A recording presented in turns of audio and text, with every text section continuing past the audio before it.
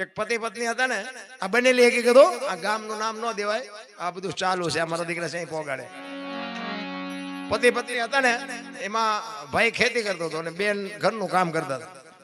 એટલે એક પાપડનું પડીકું ઘરમાં પડ્યું છે ને, એટલે બેન ને એમ થયું કે આ પાપડ ચેદું ના આડા આવે કે લેને શેકી નાખું, મારો ઘરવાળો ખાય છે ને હું ખાઈ. ઓલો આવ્યો વાડીએથી, હાથ પગ બાથ પગ ધોઈને જમવા બેઠો અને બેને ખાવાનું પીરસ્યું, એમાં પાપડ મૂક્યા. ઓલો જો મૂંગો મૂંગો ગળસી લેતો કઈ વાંધો નતો. એને ભગવાને કબૂતી ઉજાડીને ઈ કે આ પાપડ ભાંગી દે. એની બહુ કે, એની બહુ કે તમે પાપડ એક નથી ભાંગી શકતા? ઈ કે ભાંગી શકું પણ હું તારો ધણી છું, તું મારી વહુ છું, ભાંગી દે. મારું કીધું તારે કરવું પડે. એની વહુએ કીધું કે સાના માના ભાંગીને ખાઈ લો ને ભાઈ. ઈ કે મેં તને કીધું સાંભળ્યું, આ ભાંગ પાપડ. અને ભાઈ અત્યારની વહુ હતી બાપા. એ કે નો ભાંગવું તો કે નો ભાંગ તો જોયા જેવી થાય, તો કે નથી ભાંગવો. એ કે ભાંગી દે કે નથી ભાંગવો. ઘર ભાંગી ગયું, પાપડ નો ભાંગ્યો. લો એમ નામ રહ્યો. એ રખડે બે.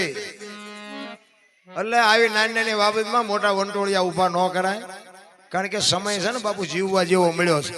મને તો એટલી ખબર પડે અત્યારે કઈ ઘટે છે? હે, વાહન મકાન રૂપિયા લોઢા હવામાં ઉડે, મજા કરે એવું છે. હવે આમાં જીવતા ન આવડે તો બાપુ શું આપણે વાત કરીએ ભલામણ. એટલા જ માટે મહાપુરુષોએ ઘણી બધી શાન કરી છે આપણને વાણીમાં. પણ એક જેસલની એક વાણી મારે કરવી છે. ગવાતી હોય ન ગવાતી હોય આપણને ખબર નથી, પછી કહેતો નહીં આ ન ગવાય ગવાય. હા, આપણે તો ચોખ્ખી વાત પેલા કરી દઈએ, ગવાય ને બસ આ લાયસન્સ મળી દીધું. જેસલ બાપુ આ ગતગંગાના અધિકારી હતા. જેસલ તોરલ રૂપાદે માલદે કતીબ શાહ હુરમભાઈ લાખો લોયણ જતો ભગત ખીમડીઓ કુટવાળ ડાલીબાઈ રામદેવજી હલો હુરો વણવીર ઢોંગો નિરલ કુંભો દાદા ઉગમસિંહ સાંઈ સેલાણી, આ બધા ગતગંગાના ગોઠી હતા બાપુ. આ તો હવે આપણે શું એક વાત કરીએ, બાકી આ મહાપુરુષો હતા ને, આપણે પાઠ છે ને અંદર ચાલુ, પાઠની પરંપરા નિજાર ધર્મની વાતમાં બાપુ મળદા બેઠા કર્યા એવા મહાપુરુષોના ઇતિહાસ પડ્યા છે. આપણે ભજન સાંભળી નથી શકતા, મળદા હું બેઠા કરવાના. પાઠની પરંપરા આખી કઈક જુદી છે.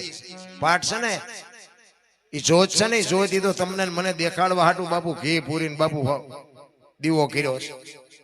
બાકી જોત તમારા મારા માલિકો છે ને તમે હું પાઠ છે. આ બધી વાત છે ને અલૌકિક વાત છે, આમાં કીધા જેવું નથી.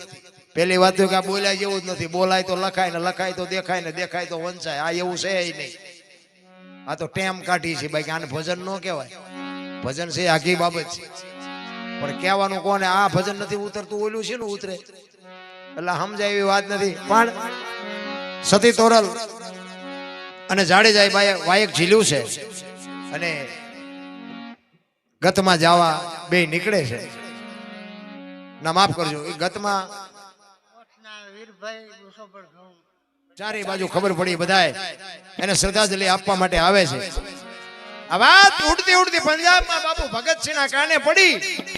ભગતસિંહને ખબર પડી કે લાલા લજપત રાયનું અવસાન થઈ ગયું અને પંજાબમાંથી નીકળ્યો ભાઈઓ સિંહનો બચ્ચો.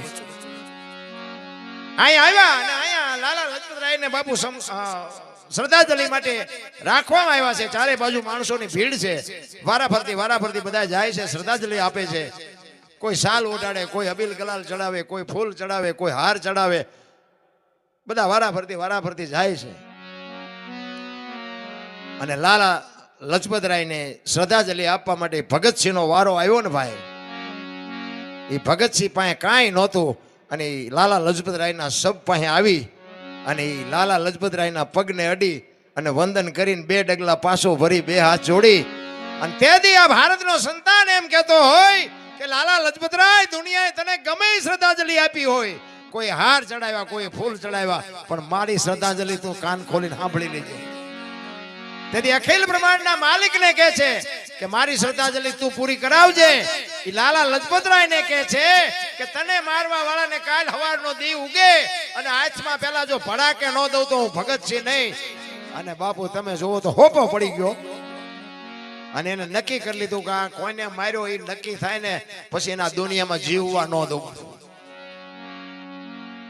અને રાતે બાપુ એના બંગલામાંથી જયારે બહાર નીકળ્યાનો આ અંગ્રેજ અને મહેંદીની વાડમાં બાપુ હંતાઈ રહેલો આખી રાત અને હવારના પોરમાં એ ફેરવા નીકળ્યો ને અને બંદૂક લઈને સામો આવીને ઉભો રહ્યો. તેથી અંગ્રેજ સરકારના વડાને બાપુ પરસેવો નહીં વળી ગયો હોય. ચારે બાજુ સિક્યુરિટી હતી પણ ધોળો એમ ન બોલી ગયો. સામે મોત ઊભું હોય ને તારે બાપુ એ તો ધૂળમાં બાસકા ભરવા પડે.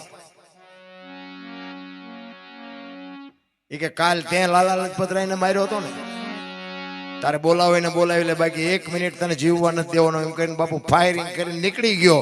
જીતો જાય એમ ગયો. ચારે બાજુ બધા દેકારો કરે કોણ હતું કોણ હતું, કોઈને ખબર ન પડી. સવારમાં પેપરમાં આવ્યું એ ભગતસિંહના બાપ ઢોલિયા ઉપર બેઠો બેઠો ચા પીવે છે અને પેપર આમ પડ્યું તો પેપર માથે લખેલું કે અંગ્રેજ સરકારના શાસનના વડાને કોકે ફડાકે દીધો, પોલીસ એને ગોતે છે, હજી મળ્યો નથી.